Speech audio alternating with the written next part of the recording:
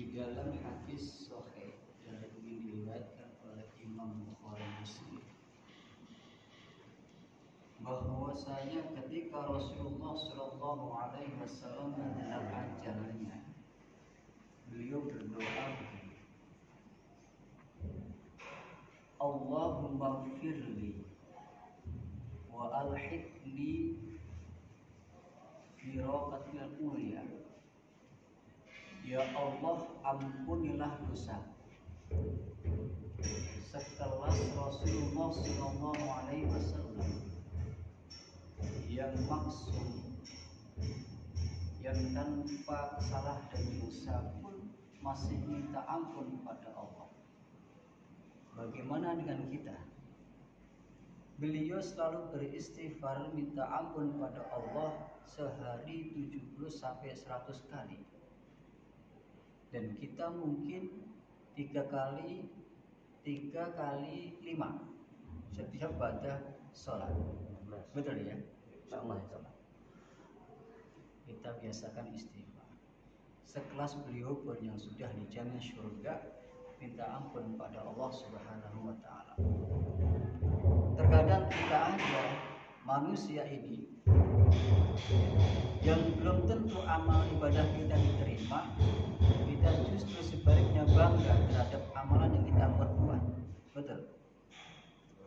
Bahwasanya Rasulullah Shallallahu Alaihi Wasallam itu pernah mengatakan bahwasanya nanti di akhirat kelak, di hari yaumil kiamah, ada 3 golongan yang akan dimasukkan oleh Allah Subhanahu wa Ta'ala di dalam nerakanya. Dan dialah mereka itulah orang yang pertama kali dimasukkan ke dalam neraka. Siapakah mereka? Yang pertama adalah orang alim, seorang ustaz, seorang kiai, seorang ulama, justru itu yang akan masuk neraka duluan. Kenapa? Ditanya oleh Allah Subhanahu wa Ta'ala, wahai fulan, engkau aku masukkan ke dalam neraka. Nah, kenapa Allah? Kenapa saya dimasukkan ke dalam neraka?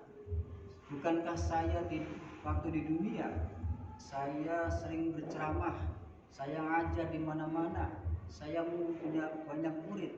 Kenapa saya masuk neraka? Apa kata Allah? Kadzabta, kamu itu berbohong. Apa yang kau lakukan itu semata-mata bukan karena aku, tapi karena engkau ingin dipuji, ingin dikatakan orang alim, ingin dikatakan orang ahli agama, orang penceramah. Hati-hati dengan amal perbuatan kita. Atau sebaliknya kita yang kita banggakan sekarang ini, jangan sampai merendahkan orang lain. Dan di dalam hati kita ada sebiji zarah pun kesombongan, maka tidak akan masuk surga. Bahaya yang pertama adalah orang alim tetapi dimasukkan oleh neraka karena bangga terhadap amal ibadahnya. Kemudian yang kedua, seorang dermawan pun juga bisa masuk neraka. Kenapa? Karena dia merasa bahwa apa yang dia sampaikan, apa yang dia berikan kepada orang lain itu semata-mata biar dia dianggap seorang dermawan.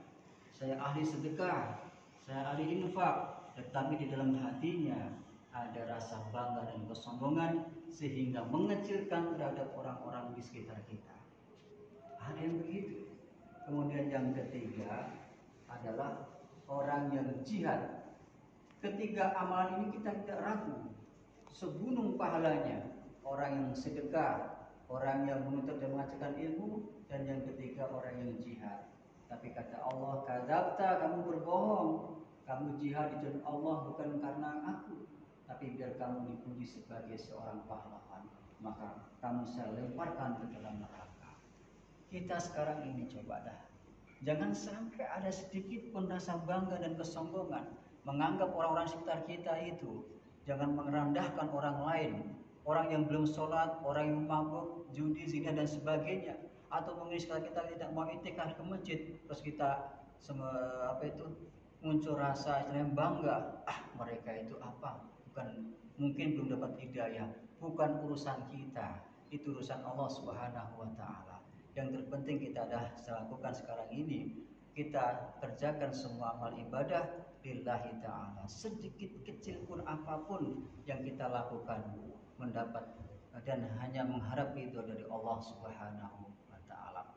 Maka percuma kalau kita menjadi ahli ibadah, ahli sholat, ahli qiyamul lail, ahli baca Al-Quran, ahli sedekah dan sebagainya, kalau kita merendahkan orang lain, maka Allah tidak akan menerima segala amal ibadah kita.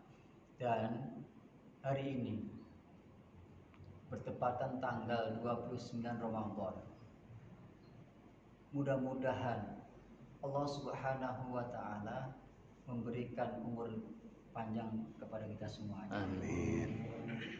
Al-Imam Ibnu Rajab Al-Bani mengatakan bahwasanya seorang mukmin yang akan berpisah dengan bulan Ramadan, dia pasti akan bersedih sejadi-jadinya.